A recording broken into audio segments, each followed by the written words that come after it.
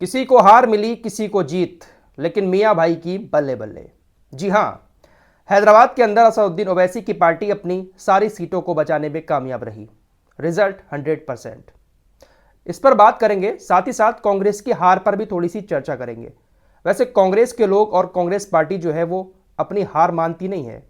कांग्रेस को हर बार हारने के बाद ऐसा लगता है कि हमें जनता ने नहीं हराया है बल्कि ईवीएम ने हराया है, और ऐसा भ्रम भी पैदा कर दिया है लोगों के दिमाग में कि हम हारते नहीं हैं बल्कि मोदी हमें ईवीएम के जरिए हरा देता है। लेकिन कमियां क्या हैं इनके अंदर, अपनी कमियों को ये लोगों को नहीं बताते हैं। हारने के बाद अपनी कमियां तलाश करनी चाहिए, उन कमियों को तलाश करने के बजाय ईवीएम का रोना कांग्रेस हर बार रोती है। हो सकता है मेरी बात से काफी सारे लोग इत्तेफाक ना रखें और बहुत सारे लोगों को लगता भी है कि ईवीएम की वजह से मोदी जीत रहा है। मेरे दोस्तों, चलिए मान लेते हैं कि ईवीएम की वजह से बीजेपी जीत रही है, तो ये कांग्रेस क्या नाम की नेशनल पार्टी है? ये भी तो खानदानी रईस है, इनके पास भी बहुत सारा पैसा है। नेशनल पार्टी है तो जांच करवाए ना। आखिर क्यों कांग्रेस अपनी गलतियों को छिपाने के लिए ईवीएम का रोना रोती है? अगर ईवीएम के जरिए ही बीजेपी आपको हरा रही होती तो तेलंगाना के अंदर भी आपको वो हरा सकती थी। वहां तो आपने एक तरफा जीत हासिल की है। अब यहां पर लॉजिक लगा देंगे कि एक आध प्रदेश में तो वो जिता देती है, जो बड़े प्रदेश है वहां पर बीजेपी को तो जीतना ही जीतना है घोटाला करके। मेरे दोस्तों, ये सिर्फ और सिर्फ अपनी गलतियों को छिपाने का रोना है। गलतियों को छुपाने के बजाय एक्सेप्ट करो कि हमने मेहनत नहीं की है। राहुल गांधी के अलावा कांग्रेस में कोई भी ऐसा बड़ा चेहरा है जिसको पूरा हिंदुस्तान जानता हो, और इधर बीजेपी में प्रधानमंत्री मोदी, योगी आदित्यनाथ, जेपी नड्डा, अमित शाह और न जाने कितने ऐसे नेता हैं जिसको पूरा हिंदुस्तान जानता है, बच्चा बच्चा जानता है।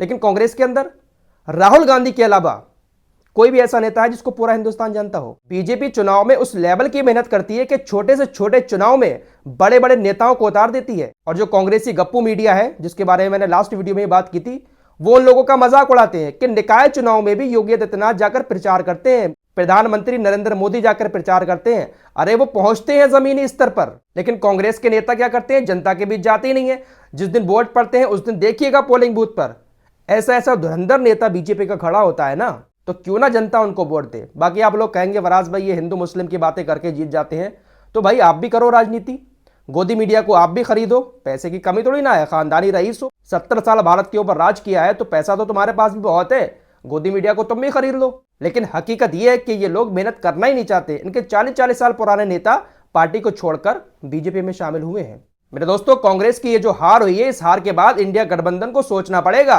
अगर यही सब चलता रहा ना तो इंडिया गठबंधन दूर दूर तक 2024 में देखेगा भी नहीं। और इंडिया गठबंधन में घमंड इतना है कि उन्होंने असदुद्दीन ओवैसी को अपनी पार्टी में शामिल भी नहीं किया है। उनको पता है कि मुसलमान तो हमारे पास वैसे ही आ जाएंगे, इसको शामिल करके क्या करें। फिलहाल हैदराबाद के अंदर असदुद्दीन ओवैसी की पार्टी ने 7 सीटें जीती हैं। 9 सीटों पर उनके कैंडिडेट खड़े हुए थे, जिसमें से 7 सीटें उनको मिली हैं। 2018 में भी असदुद्दीन ओवैसी 7 सीटें जीते थे, तो जो पिछली बार थी वही सीटें एक बार फिर से उनके पास आ चुकी हैं। उनको ना फायदा हुआ और ना ही नुकसान, रिजल्ट बराबर है। असदुद्दीन ओवैसी के छोटे भाई अकबरुद्दीन ओवैसी चंद्रयान गुट्टा से 81,467 वोटों से जीते हैं। तो असदुद्दीन ओवैसी का जो रिजल्ट है वो 100% रहा है। बाकी जो केसीआर की पार्टी थी वो काफी ज्यादा लॉस में गई है। कांग्रेस ने तेलंगाना के अंदर अपनी सरकार बनाई है, तो कांग्रेस यहां पर नहीं कहेगी कि ईवीएम में घोटाला हुआ है। अच्छा, इस वीडियो को देखने के बाद काफी सारे लोगों को बहुत बुरा लग रहा होगा, मेरी बातें बहुत ज्यादा बुरी लग रही होंगी। उन लोगों से बस इतना सा सवाल करना चाहता हूं, आप लोग बस एक ऐसे मुस्लिम नेता का नाम बता दें जिसको पूरा भारत जानता हो, जिस मुस्लिम नेता की आवाज देश का बच्चा बच्चा सुनता हो। एक ऐसा मुस्लिम नेता आप असदुद्दीन ओवैसी के अलावा निकाल कर दिखा दें। बीजेपी तो अब 10 साल से आ गई। जो लोग 70 साल से यहां पर राज कर रहे हैं उन्होंने ऐसा दबाकर रखा है और ऐसा डर पैदा किया है उम्मत के दिल में, उम्मत की बात करूंगा खासकर, कि एक भी नेता ऐसा नहीं है जो भारत के किसी भी कोने में खड़े होकर अपनी आवाज निकाले और उसकी आवाज को पूरा भारत सुने।